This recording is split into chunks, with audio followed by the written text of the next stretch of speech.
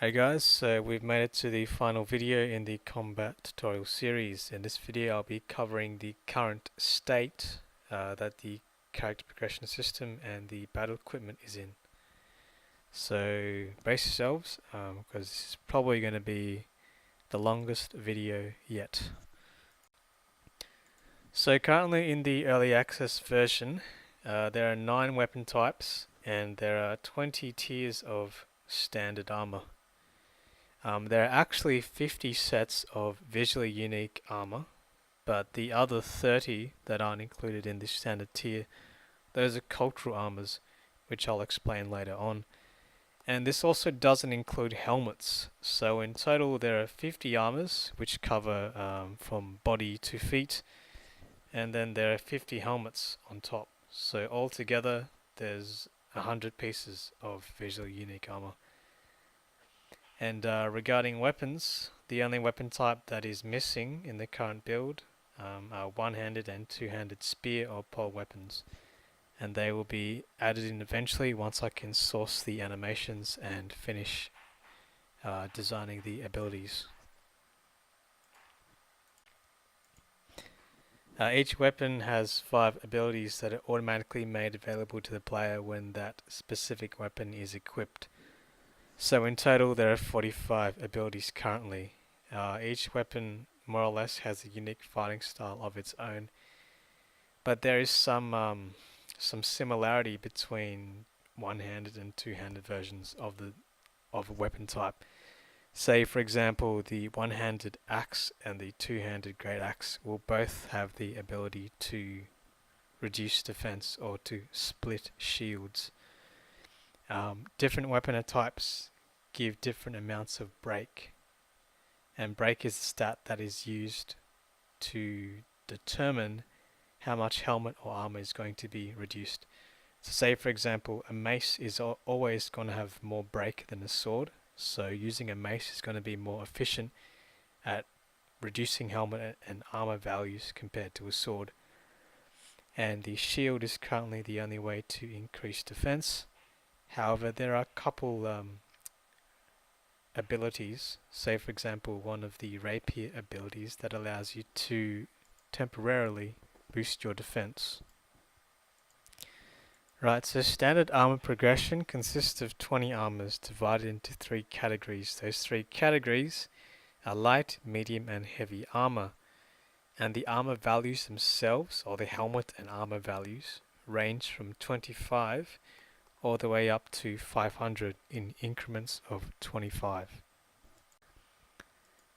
Each armor type then gives different bonuses, and within the category itself the bonus stats will vary. So there's difference between the first light armor and the second light armor in the armor progression system. So here are some examples of armor. So as you can see, this is light armor. So equipping light armor doesn't give you a stamina penalty, and it gives you bonus focus. So focus is used for ranged characters and nimble characters or mobile characters like rapier users. Medium armor starts to give you a stamina penalty, but also gives you bonus defense. So medium armor is really good for troops that use shields. They are more or less the units that you would use to tie opponents down in place. And the last armor type is heavy armor. So heavy armor gives bonus resolve. It's really good for increasing crits. So heavy armor is what you would put on, say, a character that uses a great axe or a two-handed sword. And I'll just mention that there is nothing really stopping you from equipping heavy armor on an archer, except for the level requirement, which I'll explain shortly. For weapons, there are 10 tiers of weapon progression, and in the future I'm hoping to add legendary versions for both weapons and armor for endgame content. And just to mention that standard weapons and armor can all be crafted in time.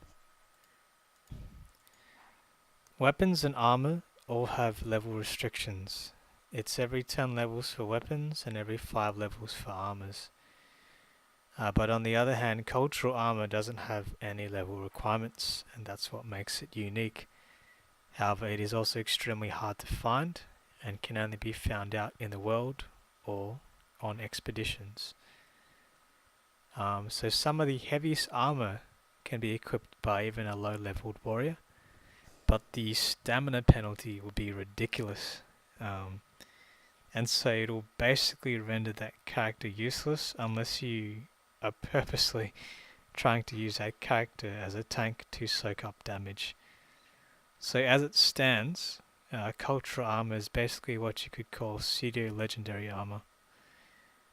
And I mentioned now that the maximum level cap is 100, but that is definitely quite experimental. This might change and it might prove to be extremely excessive. So time will tell based on play feedback.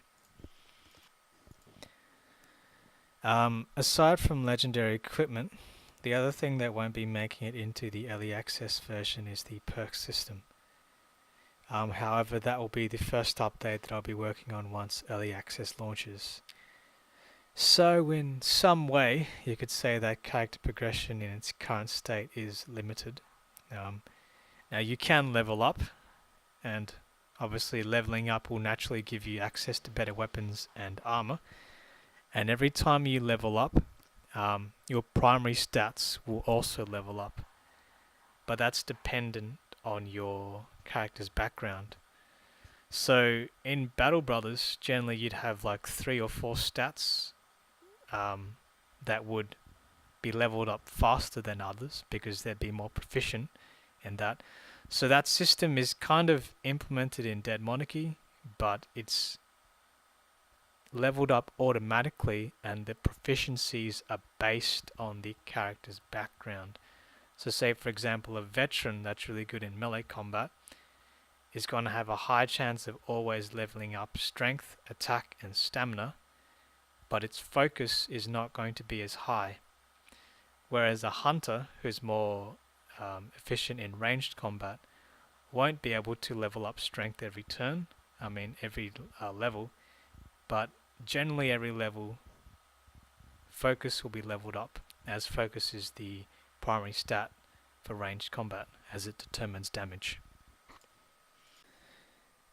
However, there is also still some flexibility in the system. It's not a guarantee that every hunter that you require is going to be totally useless in combat.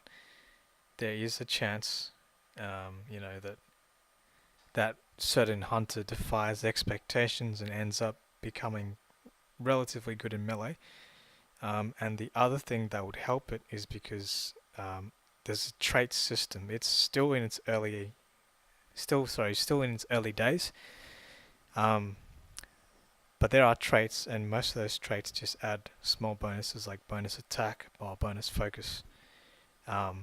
And you're never going to get 2 traits that are the polar opposite of each other. So you're not going to find someone with a trait that's got +5 attack and then -5 attack. So what I'm trying to say is that there is currently no way to manually level up your stats. The reason why I opted to level them up automatically was because, in my opinion, I felt that character growth was more organic, and since there is no class system in Dead Monarchy, it also added more value to character backgrounds, as backgrounds themselves affected stat growth. And I know this is more of a personal preference, and not all players will agree with me, but bear with me. When the perk system does drop, I will most likely be adding perks that can boost primary stats, like a perk to boost your strength or your attack, so you still have at least some degree of control over the progression of your character. But I really do feel that sometimes, it's fun to play with the hand that you're dealt with. I feel like it ends up being more satisfying, rather than always going for the most optimized approach. That's because as players, we like to naturally optimize things And sometimes inadvertently, that can actually take away some of the fun and spontaneity. And of course, I will do my best to make the perk system as extensive as possible. So in addition to stat boosting perks, there will be perks that augment weapon abilities, like say adding a bleed effect to attacks, or perhaps a perk to reduce AP and stamina cost. And there will also be more general or utility perks, like a quick step to allow you to disengage from melee safely. Right, so that more or less concludes the combat tutorial series. I'll now be moving on to the base management side of things, but I have a feeling that it's not going to be as long or as extensive. So until then,